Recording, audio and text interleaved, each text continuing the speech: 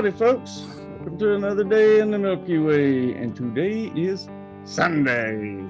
Sunday. It is Sunday, right? Yeah. Got Mr. Rick York and finally with us, and of course, Mr. Kent Nichols. How you two fellas doing? I'm doing excellent, Tom.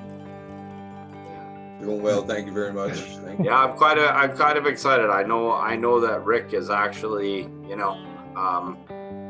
he's a leader actually for with the cause of what I would call the natural that's left on this planet or this plane or whatever. But we're all the leaders, and I saw a little thing that Rick was talking about last night, and he couldn't hit it more on the head when he says that we are the leaders. We do have to take the forefront. And I mean, obviously the world out there right now is really bizarre, and people have really fallen for this spell or this illusion. And I'll get into it a little bit after, but I'm definitely pleased to be here with Rick.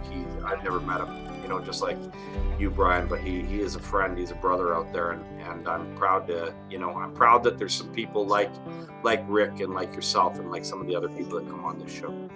Another reason I wanted to bring Rick on, number one, I like his insight, and one thing, we have totally different opinions on things, and that was another reason I wanted to bring him on, because even though we all three have way different opinions, we have a lot of similarities as well. And I just want to be able to highlight that, because a lot of people are focusing on all the differences in the world when we should be really coming together with what ties us together. We're all humans. So until tomorrow, be the frequency you want to receive, folks. I love you all, and have a good night.